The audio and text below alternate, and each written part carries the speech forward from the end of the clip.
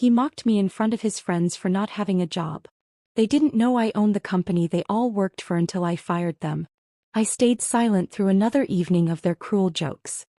Can't even land an entry-level position, my husband James laughed, clinking glasses with his colleagues. The irony was delicious. I'd hired the firm that headhunted each of them. Tomorrow that same firm would help me clean house. The crystal glass felt cool against my palm as I watched them from across our marble-floored living room. 5 men in tailored suits, all senior executives at Reynolds Technologies, all handpicked by me through layers of shell companies and discreet hiring firms. And James, my husband of 8 years, their VP of operations, leading the chorus of mockery. Remember when she tried interviewing at Reynolds? James continued, loosening his Hermes tie. God, I wish I could have seen that train wreck. Before we begin, I want to take a moment to thank each of you for being part of this incredible journey. If you're enjoying these stories of empowerment, consider subscribing. It's completely free and helps us build this amazing community. Let's dive in. If only he knew.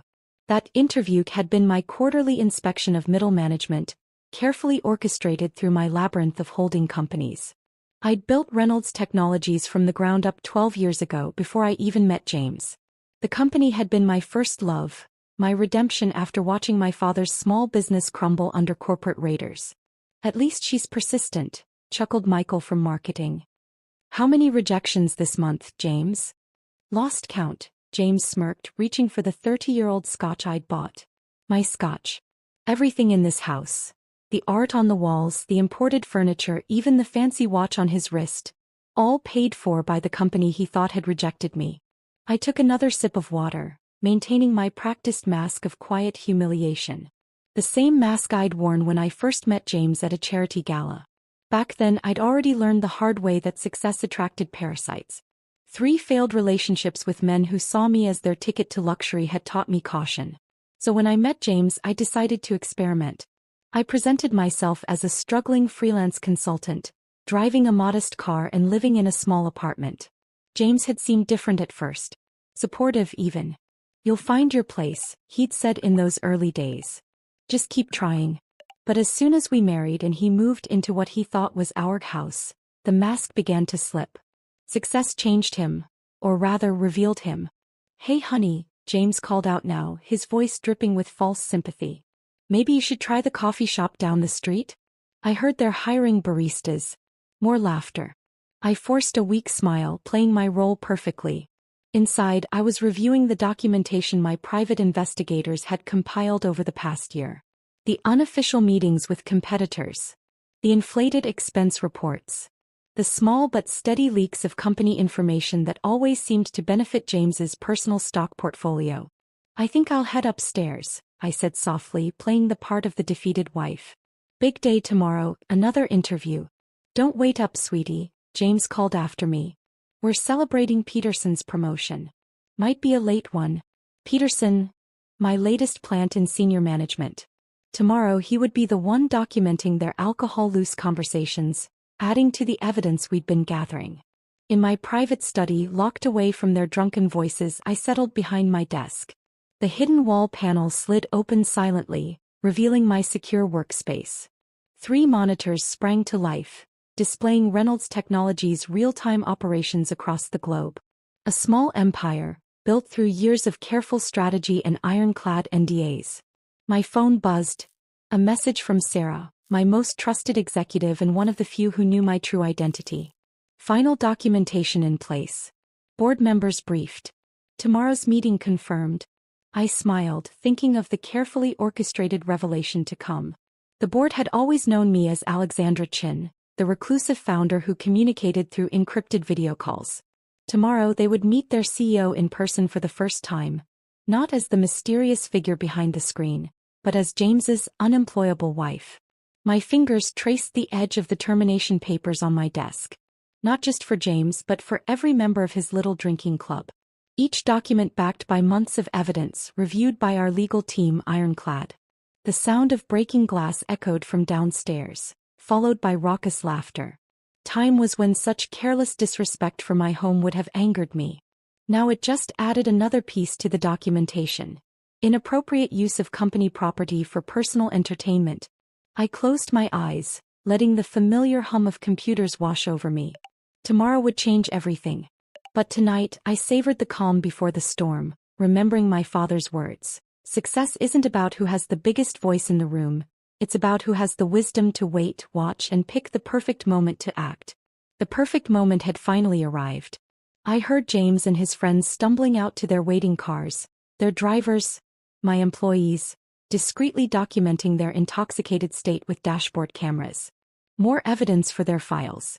I changed into my night clothes, the same modest pajamas I'd worn for years as part of my facade. One last night of pretense.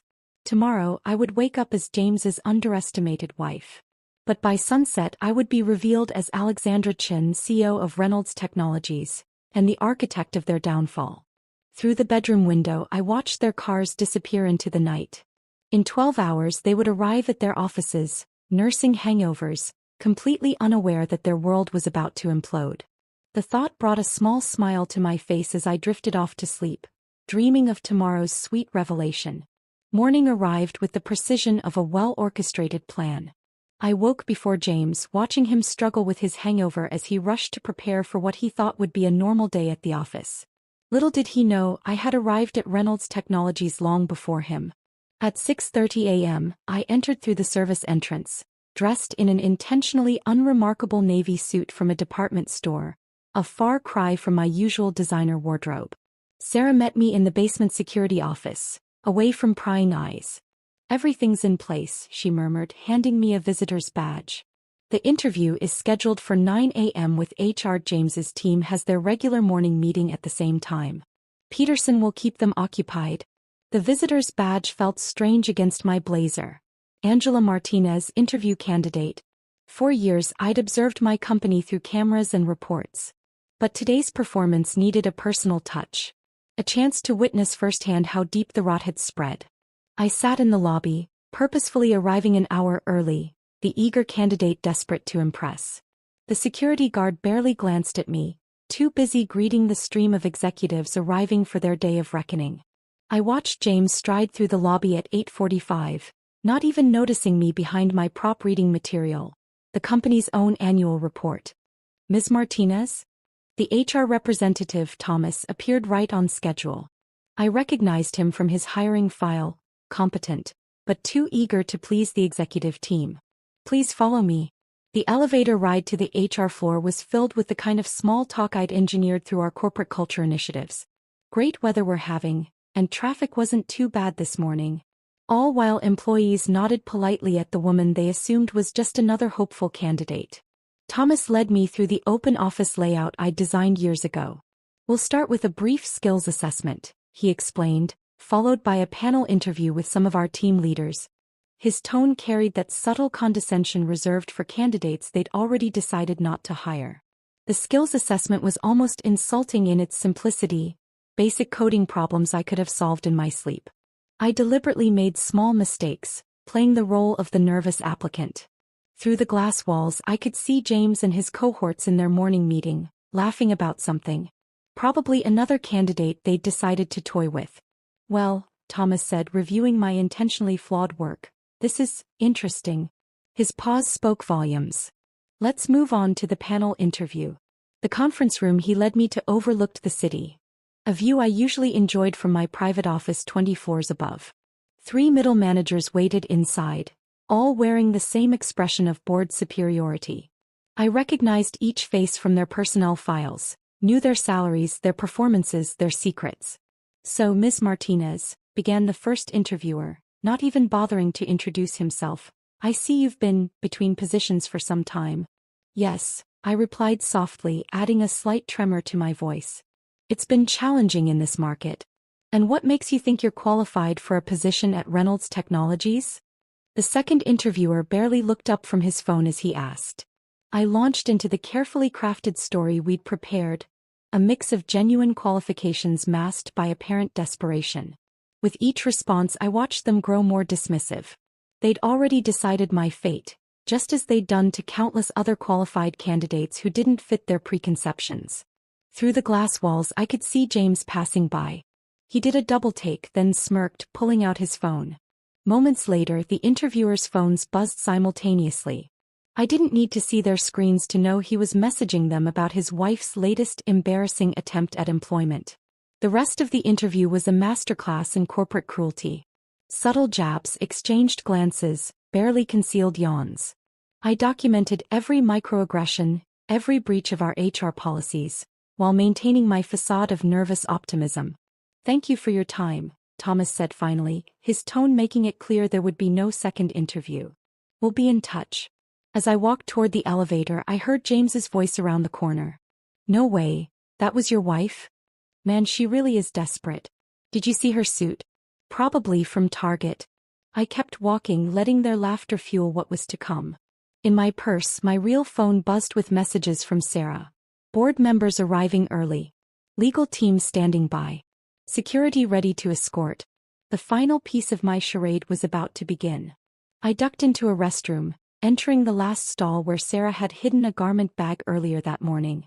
Inside was my real armor, a meticulously tailored Chanel suit, Louboutin heels, and the CEO's security badge I'd never worn in public. As I transformed from Angela Martinez, failed job candidate, to Alexandra Chen, CEO of Reynolds Technologies, their mocking laughter still echoed in my mind.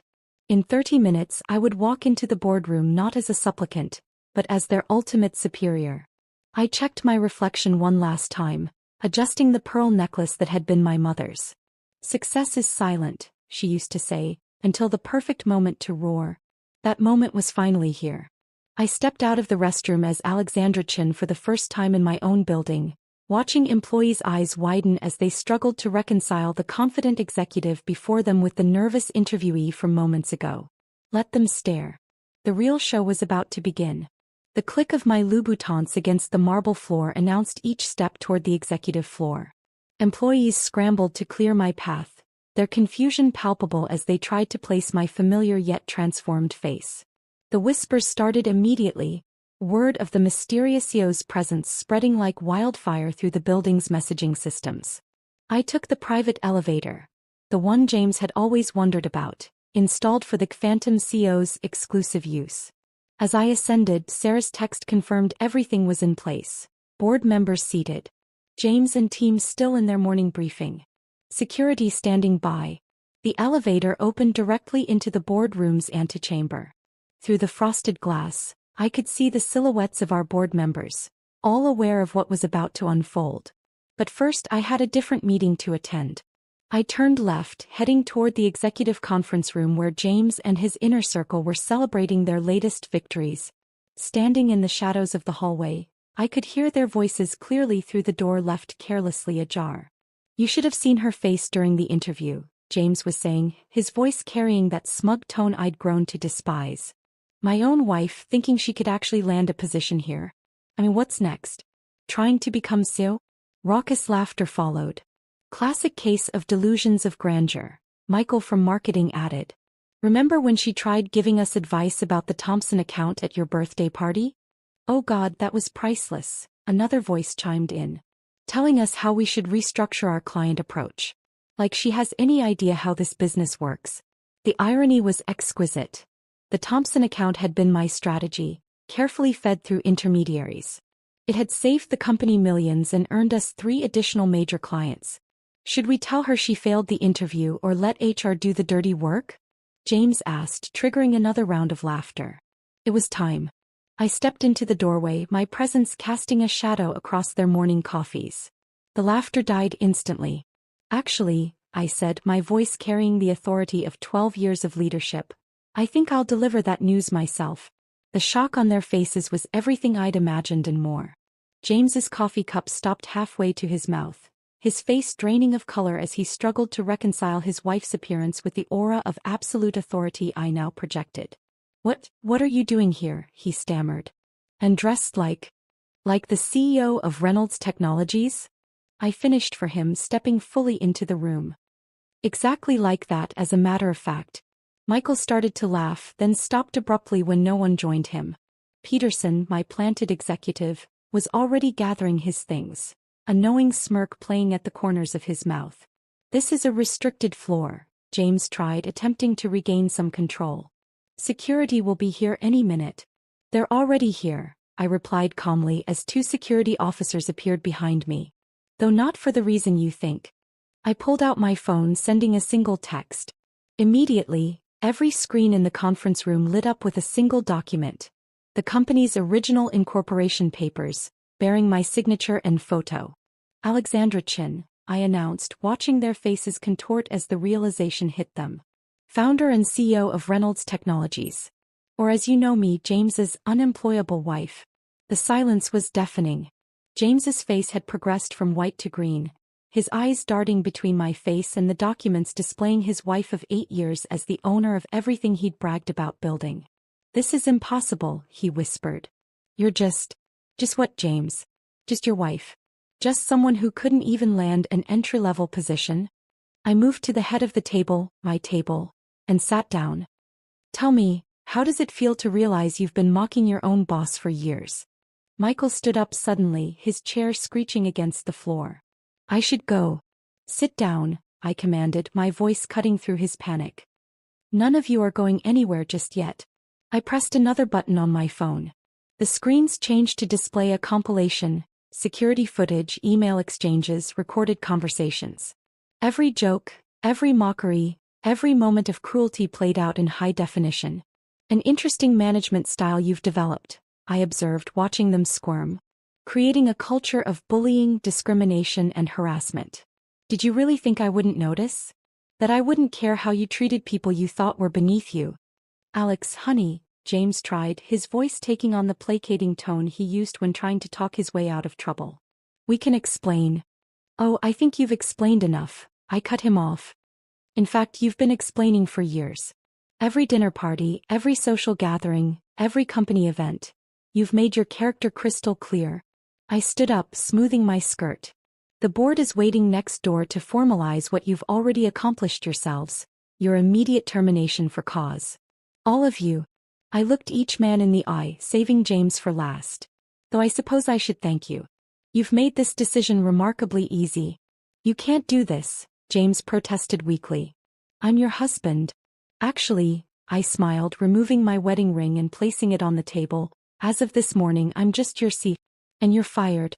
The security officers stepped forward as I turned to leave. Behind me I could hear the beginnings of protests, of threats, of desperate bargaining.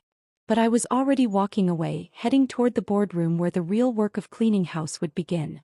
After all, I had a company to run. The board meeting was swift and decisive. 12 pairs of eyes watched as I signed the official termination documents, their expressions a mixture of admiration and shock at finally meeting their elusive CEO in person. But the real work was just beginning. As security escorted James and his cohorts from the building, I retreated to my private office, the mysterious top-floor suite that had spawned so many rumors over the years. Sarah followed, tablet in hand, ready to execute the next phase of our plan. "Their access has been revoked," she reported, swiping through security protocols. "IT is freezing their accounts and backing up all data. Legal has already sent cease and desist orders to prevent any retaliation attempts." I stood at the floor-to-ceiling windows, watching James and his friends being escorted to their cars below.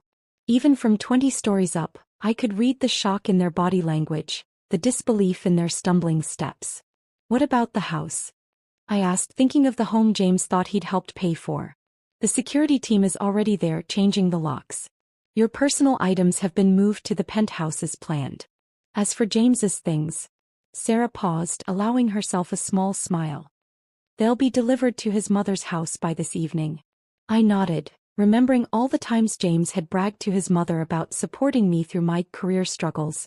The irony would not be lost on her. "And the divorce papers?"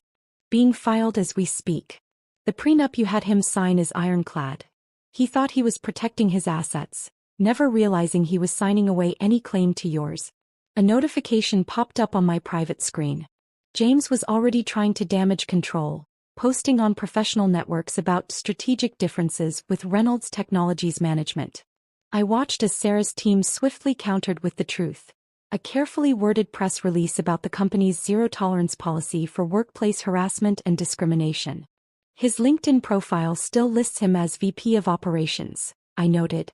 Sarah's fingers flew across her tablet. "Not anymore." I sat down at my desk. my real desk, not the hidden one in my study at home, and began reviewing the contingency plans we'd prepared. James and his friends weren't stupid.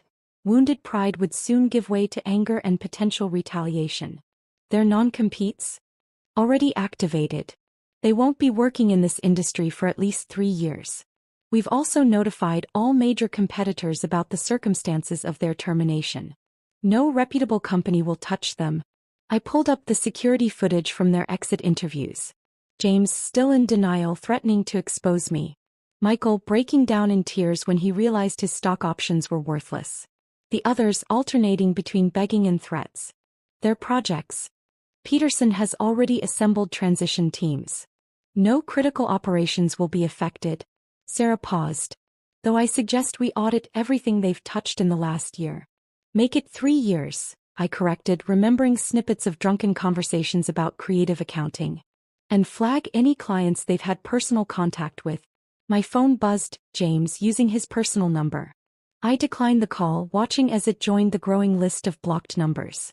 His friends had been trying too, probably hoping to negotiate some kind of settlement. Should we issue a company-wide statement? Sarah asked. I considered the ripple effects moving through the building.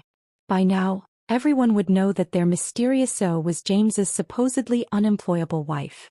The story would be spreading through every department, growing more dramatic with each retelling. Schedule an all-hands meeting for tomorrow morning, I decided. It's time they met their real CO, not the caricature James created. A subtle alert flashed on my screen. James had arrived at his mother's house. The security feed showed him standing among boxes of his belongings, his mother's expression moving from confusion to horror as he explained the morning's events. His company car? GPS shows it's still in our parking lot. Security is waiting to retrieve it. I nodded, turning to the stack of documents requiring immediate attention. Organizational charts needed updating, responsibilities needed reassigning, and damage control needed to begin with our major clients. One more thing, Sarah added, her tone softening slightly. The charity gala next month. The one where you met James. Cancel my RSVP, I interrupted. But double the company's donation. Anonymously. The afternoon passed in a blur of meetings, decisions, and strategic planning. I watched through various security feeds as James's office was packed up, his personal items cataloged and shipped out. His parking space, the one he'd bragged about to everyone, was already reassigned. By evening, as the sun set over the city skyline, Sarah brought me one final report. They're all serving their garden leave at home. Security is monitoring their communications. No unusual activities yet, but they're in shock, I finished. Give them a day. Then the real reactions will begin. I leaned back in my chair, finally allowing myself to feel the weight of the day. In less than 12 hours, I'd shed a false identity, ended a marriage, fired 5 executives, and stepped into the public eye as CEO. Was it worth it? Sarah asked quietly, breaking protocol for a moment of honesty. I thought about years of subtle humiliation, of watching James and his friends crush other people's dreams for sport, of witnessing their casual cruelty to everyone they deemed beneath them. Ask me again in a week, I replied, turning back to my monitors. There was still work to be done, a company to run, and a reputation to rebuild. After all, revenge wasn't just about one dramatic moment. It was about ensuring they never recovered enough to hurt anyone else again. The next morning arrived with a flurry of activity. The all-hands meeting was scheduled for 10 a.m., but I arrived at the office at dawn. There was strategic maneuvering to be done before addressing the troops. We've got movement, Sarah reported, striding into my office with her ever-present tablet. James tried to contact the Thompson account at 3 a.m. Fortunately, we had already locked down all client communications. I pulled up the monitoring dashboard on my screen. In the 12 hours since their termination, each of the fired executives had made predictable moves. Michael had tried to download client lists before his access was revoked. Peterson, my planted executive, had documented every attempt. Their severance packages? I asked, though I already knew the answer. Voided due to documented misconduct. Legal has compiled a thorough brief. Sarah's fingers flew across her tablet. James tried to access his investment accounts at midnight.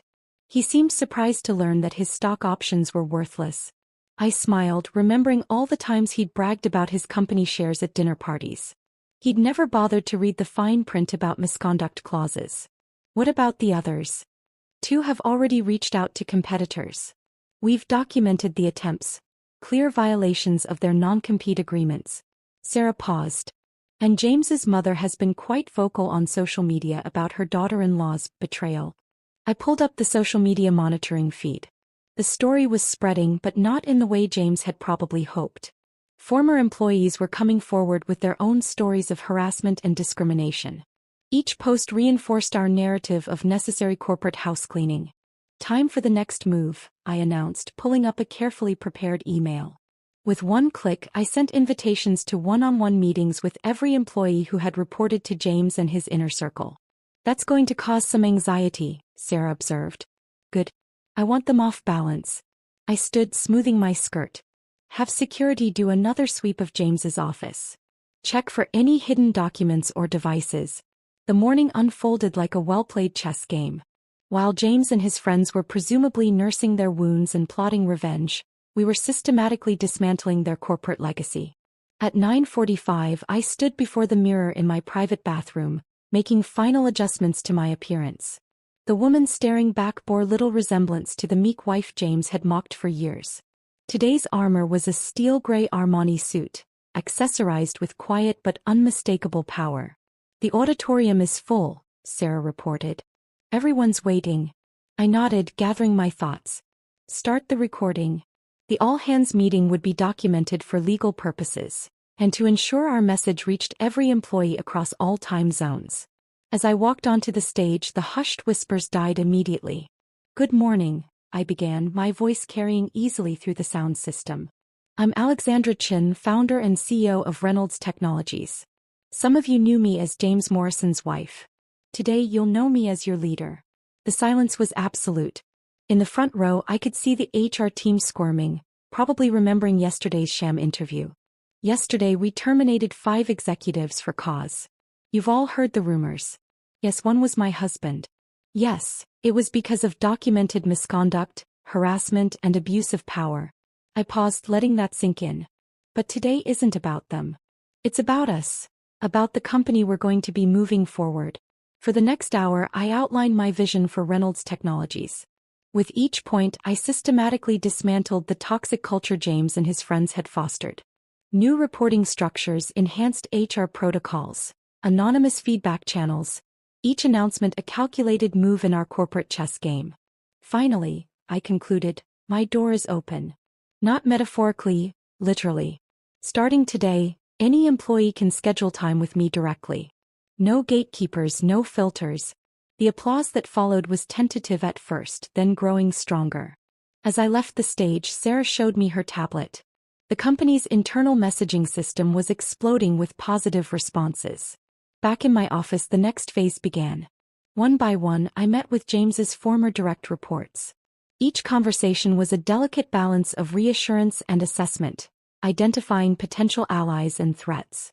James called again, Sarah reported between meetings. This time from a burner phone. He's demanding a private meeting. Document it with legal, I replied, reviewing the notes from my last meeting. And check his mother's social media. She usually telegraphs his next move. By late afternoon, the corporate chessboard had shifted dramatically. 3 of James's most loyal managers had resigned rather than adapt to the new regime. 2 others had provided valuable information about past misconduct in exchange for amnesty. The Thompson account called, Sarah announced. They want to meet the real CEO. I smiled, remembering James's mockery of my suggestions about their account. Schedule it for tomorrow. And send them the presentation I've been working on. The one James rejected last month. A notification popped up on my screen. James had been spotted at a bar with Michael and 2 other former executives. Our surveillance team was monitoring their conversation. They're plotting something, Sarah observed. Of course they are, I replied, pulling up contingency plans we'd prepared months ago. Let them plot. Every move they make just gives us more ammunition. I turned to the window, watching the sunset paint the city skyline. Somewhere out there, 5 angry men were discovering just how thoroughly they'd been outmaneuvered. But their game had ended yesterday. Mine was just beginning. Tomorrow, I told Sarah, we start phase 2. Let's see how they handle being the ones looking for jobs. After all, in chess, the queen is the most powerful piece on the board. And I had been playing this game long before they even knew they were pieces. Dawn found me reviewing surveillance footage from the bar where James and his cohorts had gathered. Their angry conversations, fueled by expensive scotch, had provided exactly the evidence we needed to strengthen our legal position. They're planning to sue, Sarah announced, entering my office with 2 coffee cups. James contacted 3 law firms this morning. I accepted the coffee, hiding my smile. Show me. She pulled up the morning's surveillance report. James had indeed been busy, but each firm he'd contacted was already subtly connected to Reynolds Technologies through various shell companies. Any attempts to retain them would hit an immediate conflict of interest wall. He's also been reaching out to our major clients, Sarah continued. Particularly the Thompson account. Forward me the recordings. The audio files played through my private speaker system. James's voice, still carrying that entitled confidence, trying to convince our clients that he'd been wrongfully terminated. That his wife had manipulated her way into power. That the company was in danger under my leadership. Mr. Thompson's response? I asked, though I could guess. Sarah played the next clip. Thompson's voice was cold. James, your wife's proposal last week was brilliant. The one you dismissed? Yeah, we found out about that. Don't contact us again. I pulled up our evidence database on my secure terminal. For over a year, we'd been building an airtight case against James and his inner circle. Every harassment incident, every discriminatory comment, every abuse of power, all meticulously documented. The board wants an update, Sarah noted. They're concerned about potential blowback. Schedule a meeting for this afternoon. And bring me everything from the last 3 years, emails, meeting recordings, expense reports. It's time to show them exactly why this house cleaning was necessary. The morning unfolded in a series of strategic moves. While James and his friends were burning through their savings on legal consultations, we were systematically fortifying our position. HR provided a thick file of complaints that had been buried under the previous management. IT extracted emails that had been accidentally deleted. Former employees began reaching out, offering testimonies about the toxic culture they'd fled. James's mother is escalating her social media campaign, Sarah reported. She's claiming you seduced him as part of a long-term corporate takeover plan. I laughed, pulling up the prenuptial agreement James had insisted upon. Send her lawyers a copy of this. The one her son demanded to protect his assets from his apparently gold-digging wife. By midday, our legal team had compiled a devastating brief. Every instance of James bragging about manipulating stock options, every recorded conversation about sidelining qualified female candidates, every documented abuse of company resources, all presented in damning detail. The surveillance team picked up something interesting, Sarah said, rushing into my office after lunch. They met with someone from our competitor Atlas Tech last night. I pulled up the footage. Through the high-end microphones we'd planted, James could be heard offering to reveal company secrets in exchange for executive positions for himself and his friends. Send copies to their lawyers, I instructed. And to Atlas Tech's board. Let's see how quickly they distance themselves. The afternoon board meeting was a masterclass in corporate strategy. One by one, I presented evidence of why each terminated executive had to go. The board's concerns melted away as they realized the extent of the corruption we'd excised. There's more, I announced, pulling up financial records. We've traced irregular payments through their expense accounts. The SEC would be very interested in some of these transactions. James is on his way up, Sarah interrupted, checking her tablet. He somehow convinced the lobby security to let him in. I smiled, pulling up the lobby camera feed. No, I convinced security to let him in. Watch. On the screen, James stormed through the lobby, his expensive suit wrinkled, his face flushed with anger and alcohol. He was clutching a folder that undoubtedly contained what he thought was damaging information. Should I have security stop him? Sarah asked. Not yet. Let's see what he thinks he has. Minutes later, James burst into the boardroom, his triumphant expression faltering as he saw me calmly seated at the head of the table. I have proof, he announced, waving his folder. Proof that she orchestrated this whole thing. You mean proof that I founded this company? Built it from nothing? Ran it successfully while you took credit for my strategies. I stood slowly. Or proof that I documented your misconduct for years while you mocked my supposed unemployment? The board members watched silently as James's confidence crumbled. You trapped me, he stammered. No, James. You trapped yourself. Every time you belittled a candidate, every time you pushed aside a qualified woman, every time you laughed about your unemployed wife. You built this case against yourself. I nodded to Sarah, who pulled up our complete evidence file on the room's screens. James watched in horror as years of his misconduct played out in high definition. Your choices, I continued calmly, are simple. Leave now, respect the non-compete agreement and keep whatever dignity you have left. Or fight, and watch as every detail of your behavior becomes public record. You can't. He began. Security, I interrupted, pressing a button on my desk. Please escort Mr. Morrison out. And this time revoke his lobby access. As security led him away, I turned back to the board. Now about those irregular financial transactions. The rest of the afternoon was spent strengthening our legal position. Every piece of evidence was catalogued, every testimony recorded, every document notarized. By evening, we had built a case so solid that no law firm would touch James's claims with a 10-foot pole. They're meeting again tonight, Sarah reported as darkness fell. Same bar. Good, I replied, reviewing the latest surveillance request. Let's hear what other evidence they're willing to give us. After all, the best case is built by letting your opponents think they're winning, right until the moment they lose everything. The bar surveillance proved more valuable than we could have hoped. Drunk on expensive whiskey and wounded pride, James and his friends spent hours inadvertently confessing to years of corporate malfeasance. Play that section again, I instructed Sarah the next morning, leaning forward in my chair.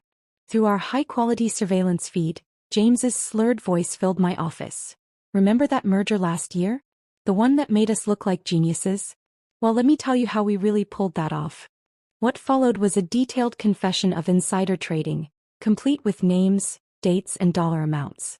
Send this to legal, I ordered. And notify the SEC anonymously. It's time to create our perfect storm. Sarah's fingers flew across her tablet. James has already started selling his personal stocks. The others are following suit. Perfect. I pulled up our contingency plans. Activate Protocol Thunder. Protocol Thunder was the culmination of months of planning, a carefully orchestrated series of events designed to trap James and his cohorts in their own web of deceit. The first phase began immediately. Leak the merger investigation to the financial press, I instructed. But make it seem like it came from a concerned former employee. Within hours, the story hit the business news networks. Reynolds Technologies stock took a small hit, exactly as planned. James and his friends, already paranoid and watching their investments, would see it as an opportunity to save themselves. They're panicking, Sarah reported, monitoring their phone calls. All 5 of them are calling their brokers simultaneously. I watched the trading monitors as they frantically sold their shares, trying to get ahead of what they thought was coming. With each sale, they dug themselves deeper into legal jeopardy. Now, I said, nodding to Sarah. Release Phase 2. The press release went out company-wide and to all major news outlets. Reynolds Technologies was announcing a major restructuring and expansion. Our stock price shot up within minutes, but James and his friends had already sold at a loss. A clear case of attempted market manipulation based on insider knowledge. Mr. Thompson from the Antitrust Commission is on line 1, Sarah announced. I took the call on speaker. Alexandra Chin. Miss Chin, we've received some very interesting information about last year's merger. Yes, we've been conducting an internal investigation, I replied smoothly. I'd be happy to share our findings, including some rather illuminating surveillance footage from a bar last night. The pieces were falling into place. By midday, the SEC had opened a formal investigation into James and his friends' trading activities. The Antitrust Commission was reviewing the merger.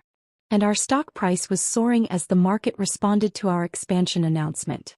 James is trying to leave the country, Sarah reported, checking her surveillance feeds. His passport was mysteriously flagged at the airport. I allowed myself a small smile. How unfortunate. And the others? Michael is having a breakdown in his broker's office. 2 more are meeting with criminal defense lawyers. The last one is attempting to delete his email history.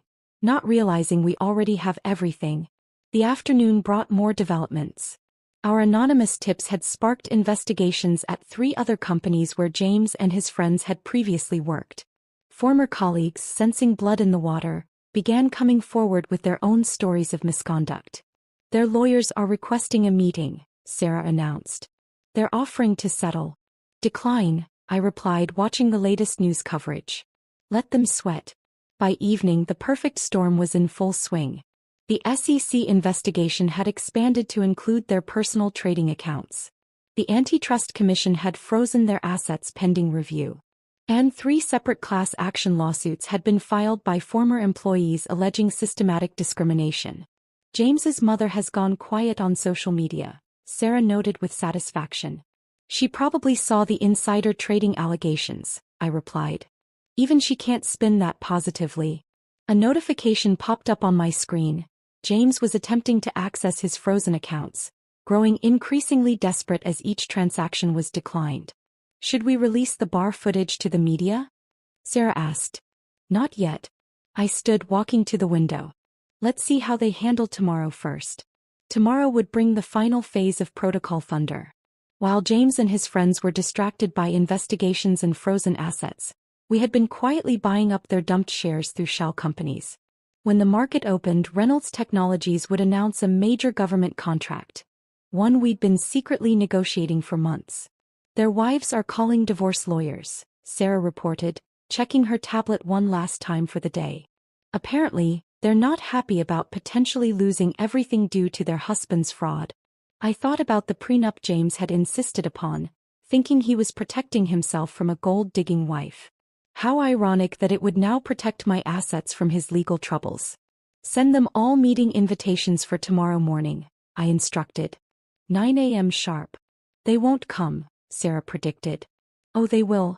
I turned from the window, my reflection hard and clear in the darkening glass. Because right now, I'm their only hope of survival. As night fell over the city, I reviewed tomorrow's script one final time. In less than 12 hours, James and his friends would sit in my office, broken and desperate as I presented them with their options. The choice between total destruction and merely complete humiliation. Their security badges are ready, Sarah said, placing 5 visitor passes on my desk. I picked one up, running my thumb over James's photo. Tomorrow then. After all, the perfect storm wasn't just about destruction.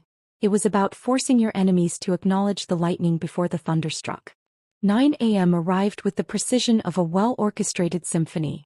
One by one, James and his former colleagues shuffled into my office, shadows of their former arrogant selves. Their expensive suits were wrinkled, their faces haggard from sleepless nights and mounting pressure. Gentlemen, I greeted them, seated behind my desk. I believe you've all had an interesting week. James couldn't meet my eyes. Michael was visibly trembling.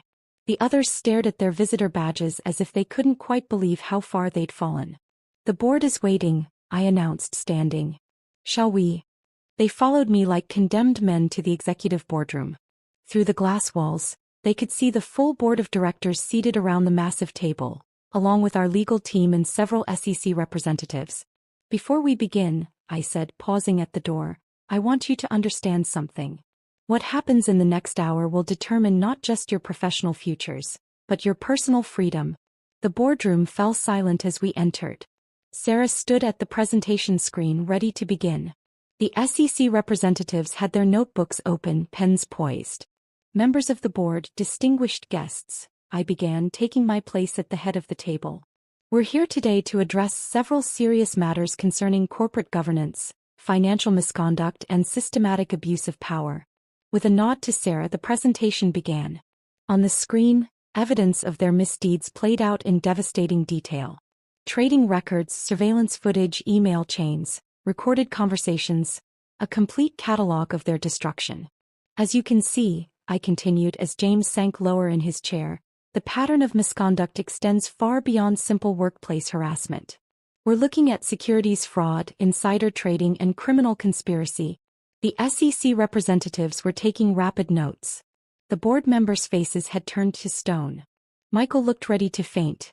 However, I paused, letting the tension build. Reynolds Technologies is prepared to offer a limited amnesty agreement. One time, one offer, no negotiations. That got their attention. 5 heads snapped up, hope warring with suspicion in their eyes. Sarah distributed thick document folders to each of them. The terms are simple, I explained. Full cooperation with all investigations. Complete disclosure of all misconduct, whether previously discovered or not. Return of all profits from irregular trading activities. And most importantly, a public acknowledgement of your actions. You want us to confess? James found his voice, though it cracked on the last word. I want you to face the consequences of your choices, I corrected him. Sign these agreements now and Reynolds Technologies will not press criminal charges. Refuse and the SEC has enough evidence to ensure you all spend considerable time in federal prison. The board members watched impassively as the 5 men frantically flipped through their documents. Their lawyers seated behind them were already nodding grimly. You have 5 minutes to decide, I announced, checking my watch. After that, this offer expires and we proceed with full prosecution. The next few minutes were filled with desperate whispers between the men and their lawyers. I could see the exact moment each one broke, their signatures appearing on the documents one by one. James was last, his hand trembling as he scrawled his name. Our eyes met as he pushed the folder across the table. In his, I saw the final death of his arrogance, the complete understanding of how thoroughly he'd been outplayed. Excellent, I said, collecting the signed documents.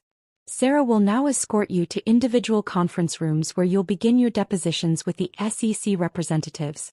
As they were led away, I turned to the board. And now, let's discuss the future of Reynolds Technologies. The next hour was spent outlining our path forward. New corporate governance structures, enhanced compliance protocols, and a complete restructuring of the executive team.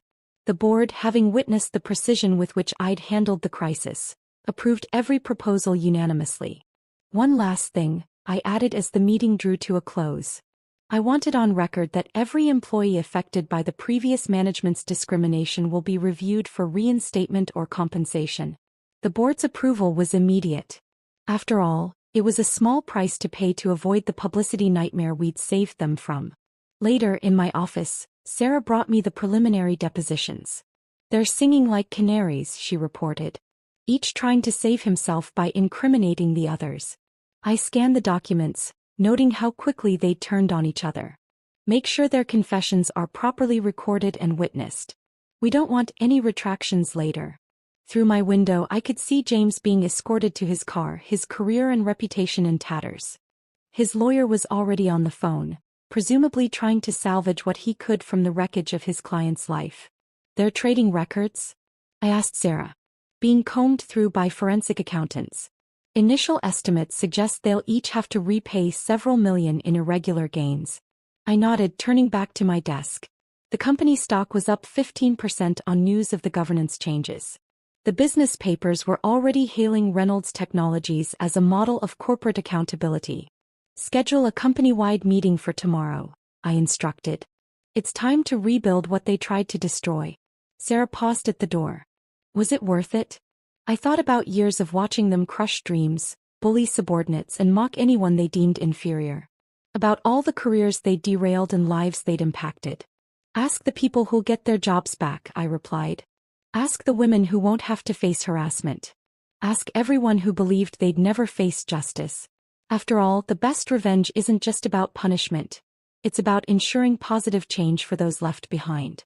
The days following the board meeting unfolded like a carefully orchestrated domino effect. Each morning brought new revelations, each afternoon new consequences, and each evening new victories.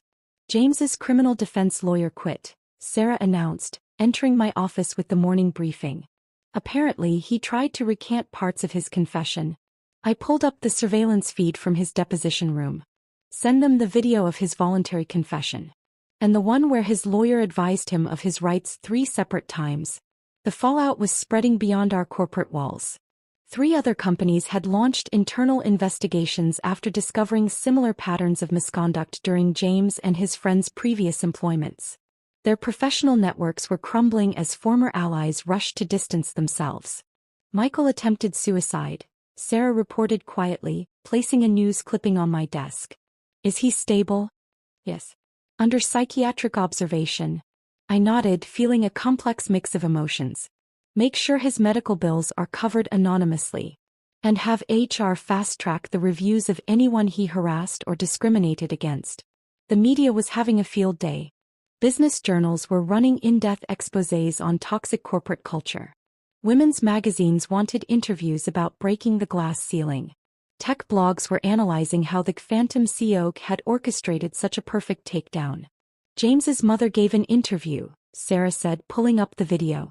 I watched as the woman who had once boasted about her successful son now tearfully apologized for enabling his behavior. The interview ended with her announcing a donation to workplace harassment prevention programs. His wife filed for divorce this morning, along with the wives of 3 others. They're all claiming they had no knowledge of the financial fraud. I turned to the window watching the city below. Somewhere out there, James was probably sitting in his mother's guest room, watching his world implode. His assets were frozen, his reputation destroyed, his marriage over, and his future a maze of legal proceedings. The reinstatement interviews are going well, Sarah continued, changing topics. 12 former employees have already accepted offers to return. Among them was Jennifer Chin, no relation, a brilliant programmer James had driven out 2 years ago. She was now heading our new AI division, her expertise finally recognized and valued. The Thompson account doubled their contract with us. They're impressed with our new leadership and transparency initiatives. A notification popped up on my screen. Another former employee had gone public with their story. This time, it was someone from James's previous company, describing a pattern of behavior that stretched back years. The SEC investigation is expanding, Sarah reported. They're looking into every company they've ever worked for. I pulled up our secure database, reviewing the evidence we'd gathered. Send the investigators everything we have. Every document, every recording, every trail of misconduct. The professional fallout was just the beginning. Social consequences were proving equally devastating. Country club memberships revoked. Board positions at charities resigned. Private school admissions for their children suddenly waitlisted. They're being blackballed from every executive position on the East Coast, Sarah noted, scrolling through her tablet. The whistleblower websites are full of stories about them. I reviewed the latest photos from our surveillance team. James, unshaven and disheveled, trying to meet with former colleagues who suddenly had urgent appointments elsewhere. Michael leaving his psychiatrist's office haunted and hollow. The others each dealing with their downfall in their own desperate ways. Peterson sent his final report, Sarah added.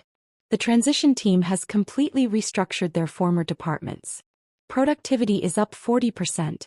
It wasn't just about numbers. The office atmosphere had transformed. Without the toxic influence of James and his friends, employees were flourishing. Innovation was rising, collaboration improving, and the fear that had permeated certain departments was dissipating. Their legal teams are requesting another meeting, Sarah said. They want to discuss additional cooperation in exchange for lighter penalties. Too late. I turned back to my desk. They had their chance at amnesty. Actions have consequences. A message flashed on my screen, James attempting to contact me through a new email account. Like all his previous attempts, it was automatically archived for the legal team and blocked. His personal belongings? I asked. Still in storage. His mother's house is apparently too small for his essential collection of luxury items. I thought about the way he used to mock people for shopping at department stores, for driving modest cars, for living within normal means. Now he was learning the true value of things, and the cost of arrogance. The class action lawsuit is proceeding, Sarah updated. 300 former employees have joined. Each day brought new stories. Careers derailed, opportunities denied, lives impacted by their systematic discrimination and abuse of power. The lawsuit wasn't just about money, it was about accountability and acknowledgement. And the press? Still requesting interviews.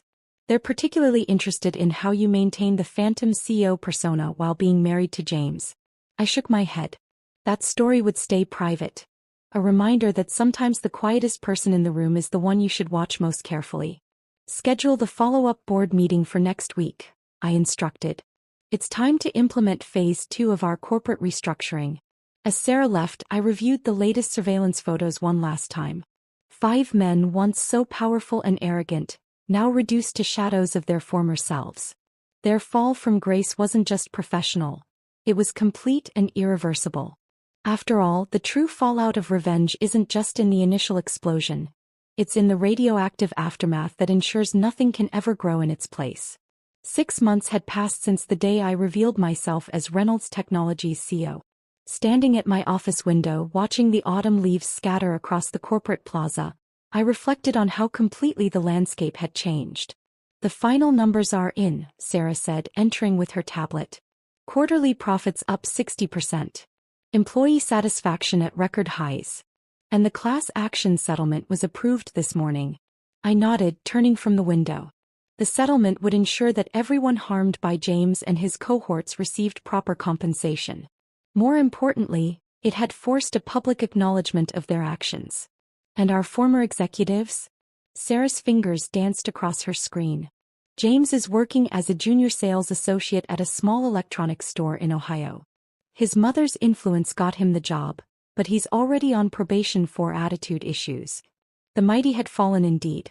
The man who once mocked others' careers was now struggling to meet basic sales quotas. Michael? Still in therapy but doing better.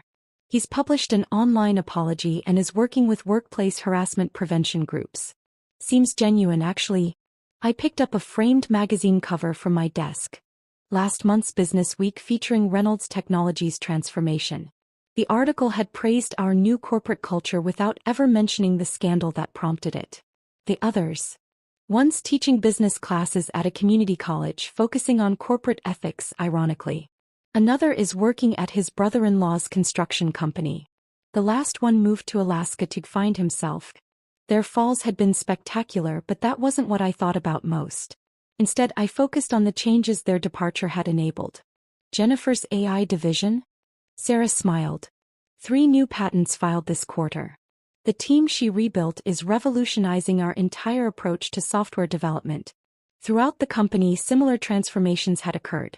Departments once ruled by fear now buzzed with innovation. Employees previously sidelined were leading breakthrough projects. The toxic culture James and his friends had fostered was being replaced by something genuinely collaborative. The Thompson account sent this over, Sarah said, placing a bottle of champagne on my desk. They're impressed with the new project proposals. Jennifer's team apparently solved a problem they've been struggling with for years. I thought about all the times James had dismissed Jennifer's ideas, mocked her suggestions, made her doubt her own brilliance. Now she was leading our most profitable division. Any recent contact attempts? Sarah checked her logs. James tried to reach out through LinkedIn last week. His profile still lists him as our former VP of Operations. Though anyone who searches his name gets quite a different story. The internet never forgets. Every article about workplace harassment, every exposé on corporate fraud, every cautionary tale about abuse of power. Their names appeared in all of them. The documentary crew is requesting another interview, Sarah added. They're calling it Glass Ceiling, Shattered. Focus is on corporate transformation and women in leadership. I shook my head. Direct them to our successful division heads instead. Jennifer, Maria, Sophia. The ones doing the real work of rebuilding. My phone buzzed. A message from James's mother. Since her public apology, she'd become an unlikely ally in corporate culture reform, speaking about the dangers of enabling toxic behavior. I'd anonymously funded her speaking tour. The board meeting is in 10 minutes, Sarah reminded me. They want to discuss international expansion. I gathered my materials, pausing at the office door. The nameplate read simply, Alexandra Chen Su. No more shadows, no more masks, no more pretense.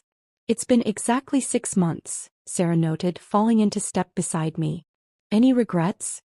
I thought about James's last words to me in the boardroom, his final attempt at manipulation. I really did love you, you know. No, I replied, striding toward the conference room. No regrets. Just lessons learned. The lessons weren't just about revenge. They were about power, responsibility, and the obligation to use both wisely. About creating something better from the ashes of destruction. The employee mentorship program has a waiting list, Sarah reported as we walked. Turns out people are eager to learn when they're not afraid of being mocked. That was the real victory. Not the fall of James and his friends, but the rise of everyone they tried to keep down. Every promoted employee, every implemented idea, every positive change was a testament to what could grow when you removed the poison from the soil. One last thing, Sarah said as we reached the boardroom. HR reported 0 harassment complaints this quarter. First time in company history. I paused, letting that sink in. The human cost of James's leadership style had been immeasurable. But the healing was measurable, quantifiable, real. Inside the boardroom, the board members were already seated. These meetings were different now, more collaborative, more focused on long-term growth than short-term profits. The fear of speaking up had been replaced by the excitement of possibility. Shall we begin? I took my seat at the head of the table, feeling the weight of responsibility and the lightness of vindication in equal measure. After all, the best revenge isn't just about destroying what was wrong. It's about building something better in its place. And as I looked around at what Reynolds Technologies had become, I knew that the real victory wasn't in James's fall. It was in everyone else's rise. Let's talk about the future, I said, opening my folder. Because that's what remained after revenge. Not the satisfaction of destruction, but the responsibility of creation. And I was ready for both.